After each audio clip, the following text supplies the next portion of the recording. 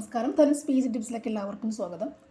10th പ്രിലിംസിൻ്റെ സിലബസിലുള്ള science portion, natural സയൻസിൻ്റെ ഭാഗം, ബയോളജിയുടെ ഭാഗം, പരിസ്ഥിതിയും പരിസ്ഥിതി ശാസ്ത്രങ്ങളും ആ ഭാഗം വരുന്ന 8ാം ക്ലാസ്സിലെ ഒരു ചാപ്റ്ററാണ് ഇന്ന് പഠിക്കുന്നത്. SCERT കണ്ടിട്ട് വളരെയധികം പ്രാധാന്യമുണ്ട്.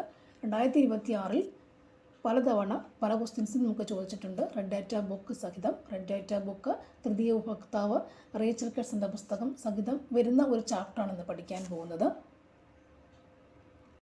ചാപ്റ്ററിൻ്റെ പേര് ഇതാണ്, വൈവിധ്യവും നിലനിൽക്കുന്നതുമാണ്.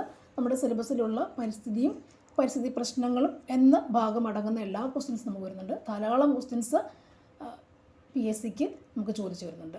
അപ്പോൾ SCERT കണ്ടിട്ട് വളരെയധികം പ്രാധാന്യമുണ്ടെന്ന് നമുക്കറിയാം. കുറേയധികം ചോദ്യങ്ങൾ ഈ ഭാഗത്തുനിന്ന് മാത്രമാണ് വന്നേക്കുന്നത്. അതുകൊണ്ടാണ് ഈ ചാപ്റ്റർ തന്നെ ഇപ്പോൾ റിവിഷന് വേണ്ടി നമുക്ക് എടുക്കാമെന്ന് വിചാരിക്കുന്നത്. അപ്പോൾ നമുക്ക് പാഠത്തിലേക്ക് പോകാം. ജീവമണ്ഡലം എന്താണ്? ജീവമണ്ഡലം ഭൂമിയിൽ ജീവൻ കാണപ്പെടുന്ന ഭാഗമാണ് ജീവമണ്ഡലം. എവിടെയാണോ ജീവൻ കാണപ്പെടുക അതാണ് ജീവമണ്ഡലം എന്ന് പറയുക. അടുത്ത പ്രധാനപ്പെട്ട പോയിൻ്റാണ് പ്രകാശ സംശ്ലേഷണം എന്താണ് പ്രകാശ സംശ്ലേഷണം?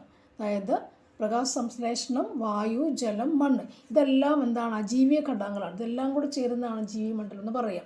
അപ്പോൾ പഠിക്കാനുള്ള എന്താണ് ശരിക്കും ഇവിടെ? ജീവമണ്ഡലം എന്താണ്? ഭൂമിയിൽ ജീവൻ കാണപ്പെടുന്ന ഭാഗമാണെന്ത്? ജീവമണ്ഡലം എന്ന് പറയുക.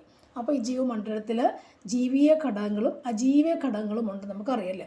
നമ്മുടെ ബയോസ്ഫിയറിൽ ജീവമണ്ഡലങ്ങൾ എന്ന് പറയുമ്പോഴത്തേക്കിന്